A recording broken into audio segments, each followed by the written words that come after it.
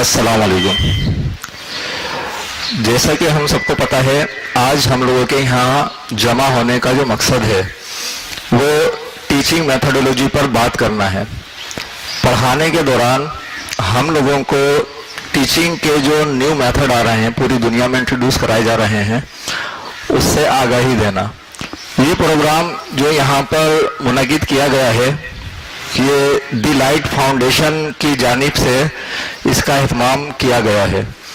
دی light foundation کیا ہے، اس کے مقاصد کیا ہیں، اور اس نے ٹیچرز کے ٹریننگ کے لیے سب سے پہلا اہتمام کیوں کیا ہے. سب سے پہلی جو ڈائریکشن اس نے منتخب کی ہے وہ ٹیچرز کی ٹریننگ کے لیے کی ہے. یہ اس کی آج ہمارے پاس پہلی کلاس ہے. دی لائٹ فاؤنڈیشن، ہمارے پاس اس کی 4 ڈائریکشنز ہیں. پہلی پرنسپل، دوسری ٹیچرز، تیسری اسٹوڈنٹ، اور چوتھی والدین.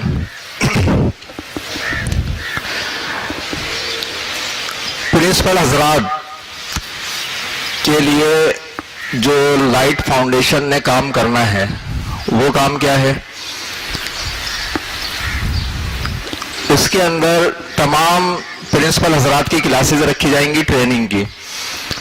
ہمارے جو اسکولز ہیں اس کے اندر تقریباً اگر پرائیویٹ سیکٹر میں دیکھیں، گورنمنٹ اسکول ہیں اس کے اندر بچوں کو تعلیم دی جاتی ہے، اور ایک ہمارا ہے پرائیویٹ سیکٹرز. پرائیویٹ اسکولز کے اندر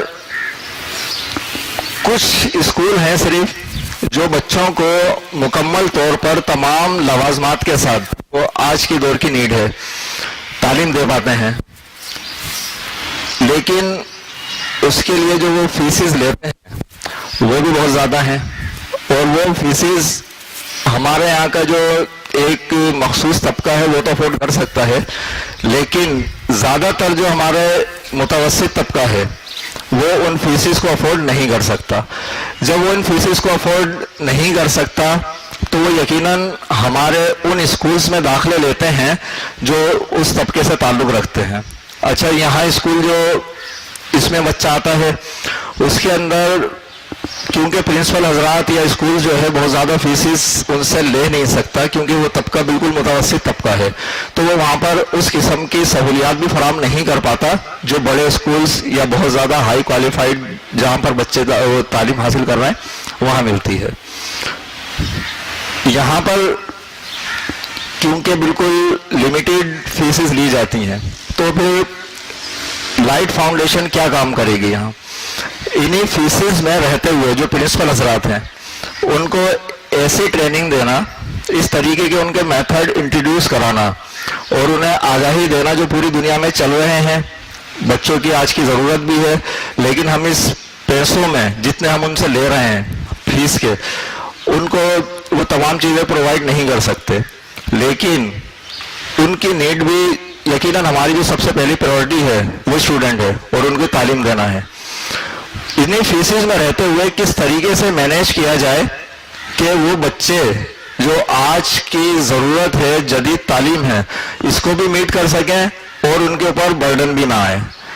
اس کے لیے جو میٹیریل چاہیے، جو اس کے ٹیکنیکس ہیں، جو میتھڈ بنانے ہیں، وہ سب آپ کو دی لائٹ فاؤنڈیشن اس ڈائریکشن میں کام کرے گی پرنسپل حضرات پر.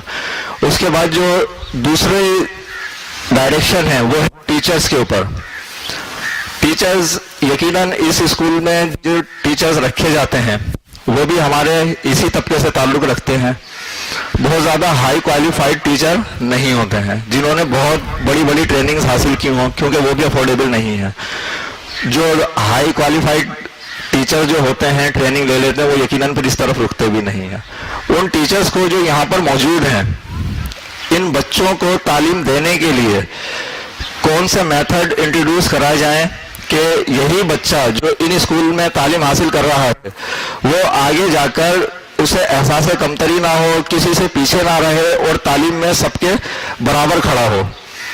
ان کے لیے کیا میتھڈ اختیار کرنے ہیں، کس طریقے سے ان کے ساتھ ڈیلنگ کرنی ہے، کس طریقے سے ان کو بالکل جو نیو میتھڈ تعلیم کے آ رہے ہیں اس سے تعارف کرانا ہے. یہ کام بھی ہمارے پاس لائٹ فاؤنڈیشن جو بنائی گئی ہے اس کے مقاصد میں شامل ہے.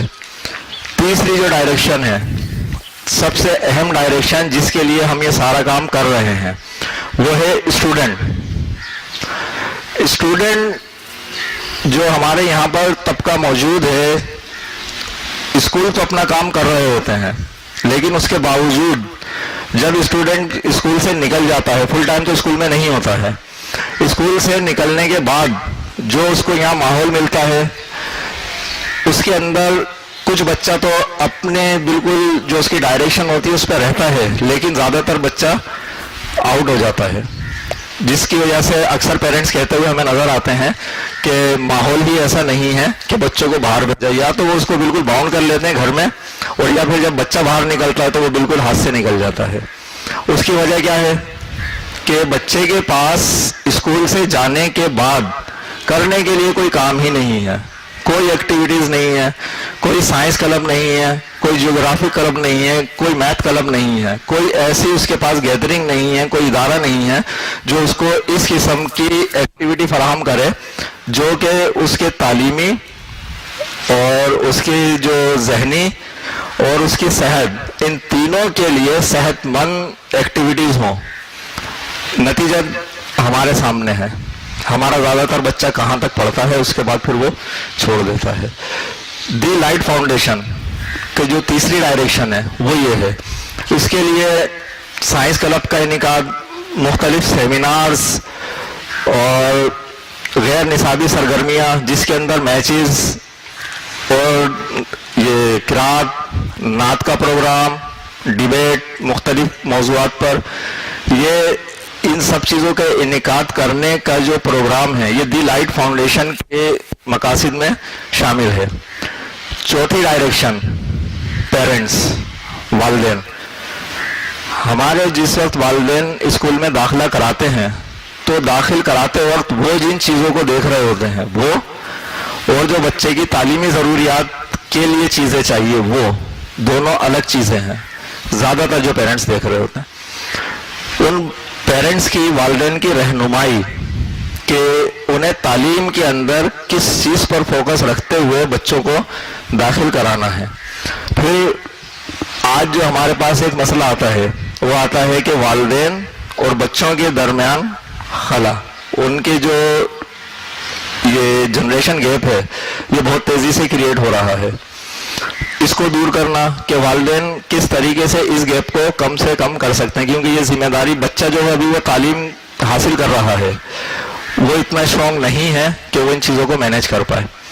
والدین کی رہنمائی, کیونکہ ہمارے ہاں جو زیادہ تر پرابلم ہے یہاں پر ان دونوں کے خلا پیدا جو ہو رہا ہے, ینگ جنریشن. اس کے بعد یہ ہماری 4 ڈائریکشنز ہیں. اس کے جو ہمارے سربراہ ہیں, یا دراصل تو انہوں نے کہا تھا سر نے کہ ابھی ہم نے یہ ٹیم بنانی ہے اور اس کے لیے مینجمنٹ کا انتخاب بھی کرنا ہے. فی الحال جو اس کو چلا رہے ہیں یا جس نے میں انٹروڈیوس کرا ہے, سر زاہد علی مغل. سر زاہد علی مغل کا میں آپ کو یہ مختصر سا تعارف دے دوں, اس کے بعد میں سر کو دعوت دوں گا کہ وہ آئیں اور اپنی کلاس کا باقاعدہ آغاز کریں. سر زاہد علی مغل, اگر سرٹیفکیٹ تعلیم کی بات کی جائے تو M S C in physics, M A in philosophy, software designer, B Ed, یہ صرف تعلیمی سرٹیفکیٹ جس کے حاصل ہیں. لیکن سر زاہد کی جو اس کے علاوہ کوالٹیز اور ایجوکیشن ہے وہ اس سے بہت زیادہ ہے, ان سرٹیفکیٹ کی محتاج نہیں ہے اگر آسان الفاظ میں کہا جائے تو. 30 سال کا تجربہ تعلیم دینے کا بھی, اور اس کے ساتھ ساتھ مختلف تعلیمی سیمینارز میں شرکت کرنا اور انٹرنیٹ سے مستقل کنیکٹ رہنا. اس کے اندر پوری دنیا کے اندر جو بھی چینجز آ رہی ہیں تعلیمی معاملات میں, اسے دیکھتے ہوئے پھر ہمارا بچے کو اس سے کمپیئر کرتے ہوئے کہ یہاں ڈیفرنس کہاں کریٹ ہو رہا ہے, اس کو پورا کرنے کے لیے مختلف اس کی میتھڈولوجی بنانا اور امپلیمنٹ کرنا. اگر سر کے اسکول میں ہم خود دیکھیں تو وہاں پر جو بالکل جدید سسٹم چل رہے ہیں تعلیم کے, وہ امپلیمنٹیشن اس کی ہوئی بھی ہے جس حد تک اس ذرائع میں رہتے ہوئے پاسبل ہے. پھر سر زاہد کی جو کوالٹی ایک ہے وہ یہ پرنسپل ہے, ٹھیک ہے, اس کے علاوہ تعلیمی سیمینارز میں شرکت کرتے ہیں. اتنی مصروفیات کے باوجود سر زاہد اور بچوں کا جو انٹریکٹ ہے وہ ابھی بھی کلاس میں بورڈ اور چاک کا ہے.